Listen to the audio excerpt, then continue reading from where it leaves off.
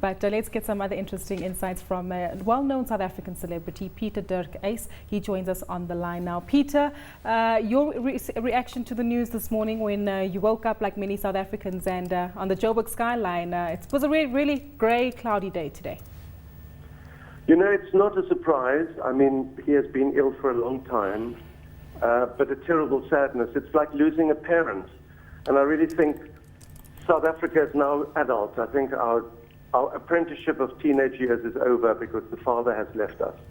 And that's very much the sense of what I feel today. But I'm relieved that his pain is over. I cannot imagine how horrible it must have been for him to have been in bed with terrible machineries and not being able to breathe properly. All the things that we dread, he went through. And now one has to celebrate the optimism and the extraordinary sense of hope that he leaves with us, with his great legacy and his great sense of humor. I think that was the greatest inspiration, how Nelson Mandela brightened up the world with that magnificent smile. And I have his picture right here in front of me.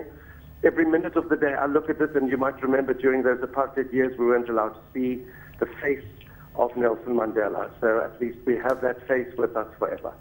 Of course, Pieter Dirk Uys, also this is Nozipho joining Gugu at the desk, looking at some of the media that has come out around some of statements that you've made this morning. And what stands out for me is a statement where you say Mandela gave us a foundation. Won't you share a little bit about what exactly you mean by that statement? Well, I think, first of all, coming out of the darkness that we pushed him into for 27 years, where he was known to all of us brainwashed white South Africans as the greatest enemy. He was our Osama bin Laden. This man came out of the darkness with no sense of revenge, with no sense of anger. He must have felt angry. He must have been terribly upset to have been separated from his family for so long. But he, in fact, healed the world. I mean, he led by example. There's this wonderful phrase, love your enemy, it'll ruin his reputation. He embraced his enemies.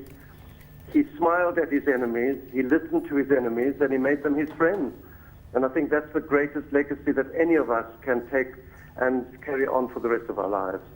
Pieter, I'm not sure if you can share a personal story with regard to meeting Utatu Matiba. I'm not sure if you did or maybe Tani Evita did, but what was that experience like? Well, I had a most extraordinary experience in 1994. We did a TV show called Funny Galore for Mnet, and Nelson Mandela allowed Tani Evita to interview him, which she did. And that was an extraordinary experience, as you can imagine. The president of France was waiting in the room on the one side and the head of the Olympic Games on the other side. But the most famous man in the world gave this woman who doesn't exist a chance to speak to him. So we did this interview, and when it was over, posed for photographs. And suddenly there was a moment where everybody seemed to be busy with something else. And I turned to President Mandela as Evita, and I just said to him, President Mandela, you know, we've met 3 times, and each time you meet me, I'm dressed as Evita Beseta. Do you want to see what I look like without her hair? And he said, oh, yes, I would like to see that. So I took off Evita's wig, and he just went, oh, no, put it back, put it back. No doubt. So I've met him a few times as Evita, and every time he just embraces her like an old friend. It's a great experience to remember every moment with Nelson Mandela, and we love him. I love him, and we will talk about him for a long time. No doubt, Tanya Evita, they are stealing a very special moment with the icon that I'm sure many would definitely wish that they had shared. Of course, that was Pieter Dirk Uys, and he was joining us on the line from Cape Town.